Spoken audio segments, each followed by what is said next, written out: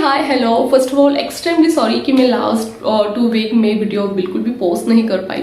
तो उसका one of the reasons जो हमारा आज का टॉपिक है वो है, प्लस मुझे भी कुछ हेल्थ इश्यूज थे जिसके कारण मैं रिकॉर्डिंग नहीं कर पाई। सो आज का जो हमारा टॉपिक है वो बहुत ही ज़्यादा सेंसिटिव, इंफॉर्मेशनल और इम्पॉर्टेंट है। वो है हमारे बेबीज़ के फीड्स के बारे में। तो ये जब कंडीशन हमें फेस करनी पड़ी थी तो हमें तो इसके बारे में, मतलब मुझे और मेरे हस्बैंड को कुछ भी नॉलेज नहीं थी, कुछ भी आइडिया इसके बारे में नहीं था। तो जो भी रिक्वायर्ड एक्शन उस टाइम लेना ज़रूरी था वो तो हमने लिया, बट एक डर था बहुत ही ज़्यादा।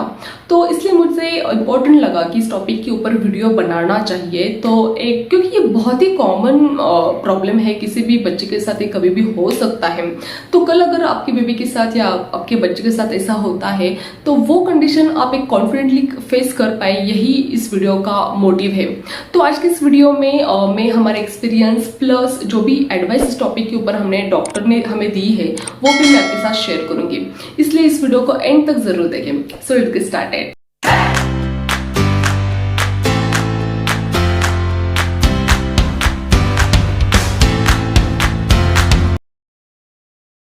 तो हर सुबह मेरी बेटी अनाया एक उठने के बाद थोड़ा देर नाश्ता करके खेलती है और फिर बाद में 1-2 घंटे के लिए सो जाती है।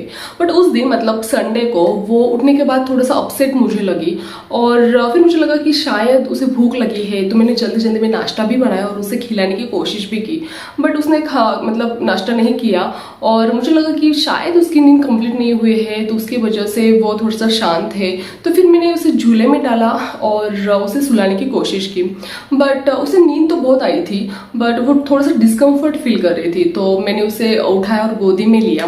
तो गोदी में लेने के बाद मुझे फील हुआ कि उसे ठंड लग रही है। तो मैंने जल्दी से जाके फिर बेडरूम में जो ब्लैंकेट था उसमें उसको रैप किया और थोड़ी देर के बाद मुझे थोड़ा सा उसका बदन फीवरिश लगा। तो मुझे लगा शायद मेरे हाथ ठंडे उसकी वजह से तो नहीं मुझे थोड़ा फीवर महसूस हो रहा है। बट 5-10 मिनट के लिए मैं रुकी और फिर बाद में चेक किया तो यस, मुझे थोड़ा थोड़ा फीवर आ रहा था, माइल्ड ही फीवर था उस टाइम।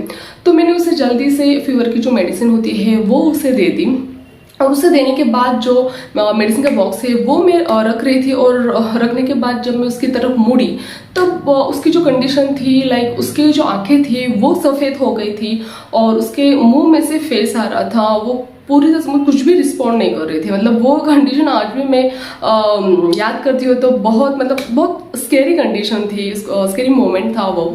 बट थैंक गॉड उस दिन संडे था तो मेरे हस्बैंड घर पे थे। तो मैंने एकदम से चिल्लाई कि क्या हो रहा है वगैरह, but he was in washroom, तो उन्हें आने के लिए थोड़ा सा टाइम लगा। तो मैंने उसे ही वैसी कंडीशन में जैसे थी मेरी बेटी वैसे ही उठाया और बाहर भाग गई और पीछे से मेरे हस्बैंड आए।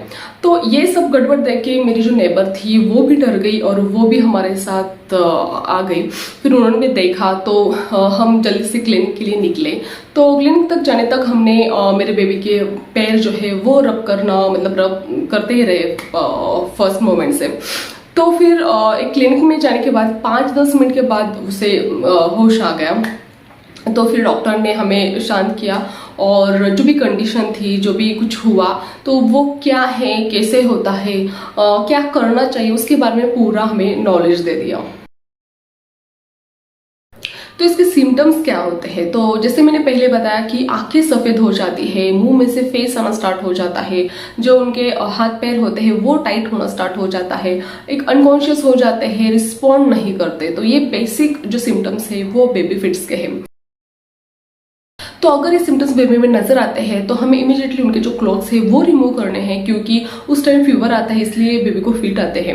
जो मोस्ट इंपॉर्टेंट पॉइंट मुझे यहाँ पे मेंशन करना है कि बहुत लोगों का मानना होता है कि हाई फीवर होने पे ही बेबी को फिट्स आते हैं, बट ये डाउट जब मुझे भी था तो जब मैंने डॉक्टर को पूछा तो उन्होंने कहा कि ये टोटली मिथ है। ऐसा नहीं होता है कि हाई फीवर होने पे ही बेबी को फिट्स आते हैं, माइल्ड फीवर में भी बेबी को फिट्स आ सकते हैं। जैसे कि हमारे केस में वही था, मेरे बेबी को भी माइल्ड फीवर था और उसमें ही उसको फिट्स आई थी। तो ये पॉइंट मुझे बहुत इंपॉर्टेंट लगा मेंशन करना। तो इसलिए उस टाइम हमें उनके जो क्लोथ्स होते हैं वो रिमूव करने होते हैं। जो नेक्स्ट है, उस टाइम अगर बेबी के मुंह में कुछ है तो हमें उसे आराम से निकालना है। बट डॉक्टर एडवाइस है कि हमें उस टाइम उंगलियों के हेल्प से नहीं निकालना है।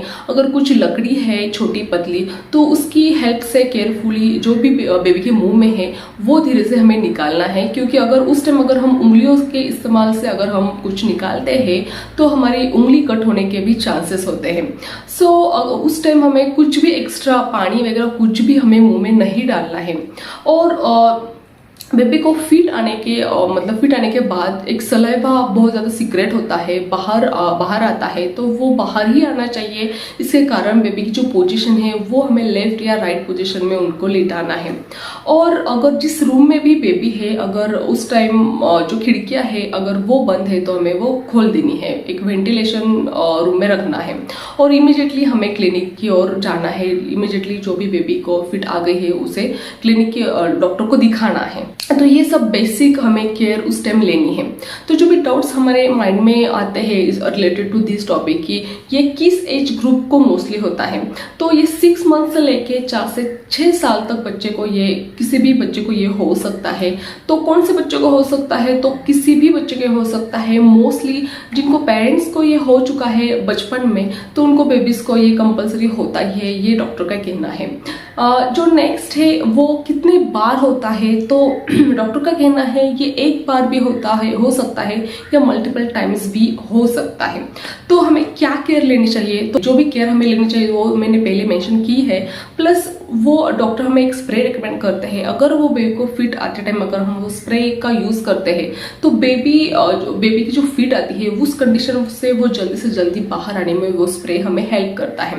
तो आप भी आपके डॉक्टर से वो स्प्रे स्प्रे के बारे में ज़रूर पूछना, और वो हमेशा हमारे पर्स में कैरी करना बहुत ज़्यादा इंपॉर्टेंट होता है।